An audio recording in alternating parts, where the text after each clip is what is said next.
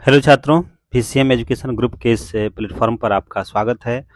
आज हम DAV school class 6 के चैप्टर 13 के मैग्नेट पार्ट को प्रश्नोत्तरी करेंगे। तो चलिए आज शुरू करते हैं। सबसे पहले आप देख सकते हैं कि मैग्नेट के बारे में पूरा डिटेल्स यहाँ पर दिया हुआ है।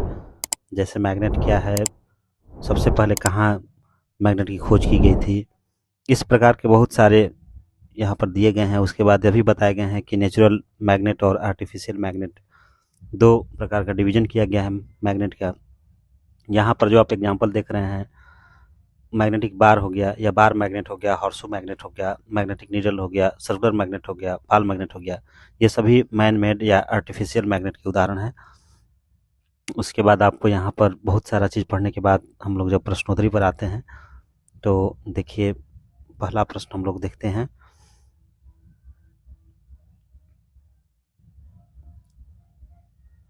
देखिए सुविधा के अनुसार यहाँ पर देखिए आंसर को भर दिया गया है ताकि आपको लिखने में किसी प्रकार का कोई स्पेलिंग मिस्टेक ना हो। तो फिल इन द ब्लैंक्स में पहला प्रश्न है कि the materials which do not get attracted towards a magnet are called. तो उसको बोलते हैं नॉन मैग्नेटिक मटेरियल्स।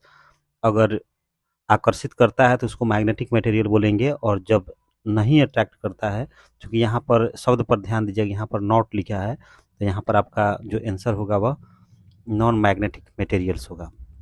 दूसरा सवाल है कि the bar magnet is an example of permanent magnet. Permanent magnet वैसा मैग्नेट होता है जिसका जो क्षमता है वह बहुत लॉन्ग टाइम तक बना रहता है, उसको परमानेंट मैग्नेट बोलेंगे। तो बार मैग्नेट जो है वह किसका एग्जाम्पल है? परमानेंट मैग्नेट का। अगला सवाल है कि even the small pieces of a bar magnet has two magnetic poles. देखिए किसी भी मैग्नेट का चाहे वह कितना ही छोटा क्यों ना हो, या उसको अगर हम छोटे पार्ट में तोड़ भी देते हैं तो मोनोपोल की संकल्पना नहीं है। जब भी होगा तो डाईपोल उत्पन्न होगा। डाईपोल का मतलब कि साथ साथ नॉर्थ और साउथ जो है अपने सिरे पर प्रकट हो जाएगा। इसको भी अगर तोड़ देंगे हम तो नॉर्थ यहाँ पर है तो अल्टरनेटिवली साउथ यहाँ पर उत्पन्न हो जाएगा। यहाँ साउथ है तो यहाँ पर आपको नॉर्थ उत्पन्न हो जाएगा। मतलब कि मोनोपोल एग्जिस्टेंस में नहीं होता है, डाईपोल ही होता है। चौथा सवाल है earth has its magnetic on what's its geographic south poles. तो आपका उत्तर हो जाएगा यहाँ पर नॉर्थ पोल। पांचवा सवाल है कि magnets have been used for purpose. तो डिफरेंट पर्पस के रूप में इसका प्रयोग किया जाता है। आजकल बहुत सारे ऐसे क्रियाकलाप हैं जिसमें मैग्नेट का बेतहाशा यूज किया जा रहा है। अगले सवाल की ओर हम लोग आते हैं।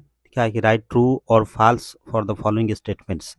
पहला है कि naturally occurring magnets are called लैंड लोडस्टोन्स।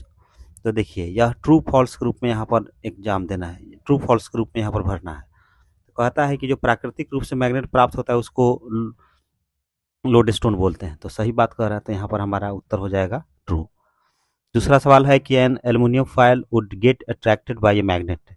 इसका उत्तर हो जाएगा फॉल्स, क्योंकि वह तो मैग्नेटिक जो मटेरियल्स है उसको आकर्षित करता है, लौह पदार्थ को आकर्षित करता है।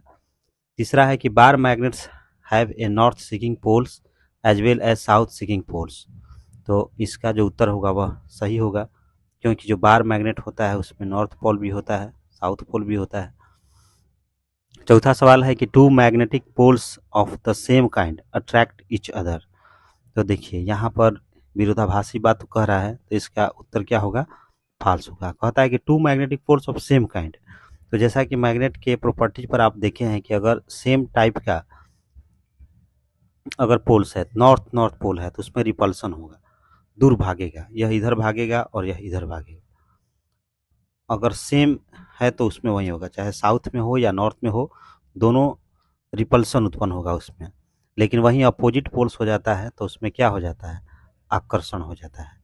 तो हमारा उत्तर यहाँ पर क्या हो जाएगा? फॉल्स हो जाएगा।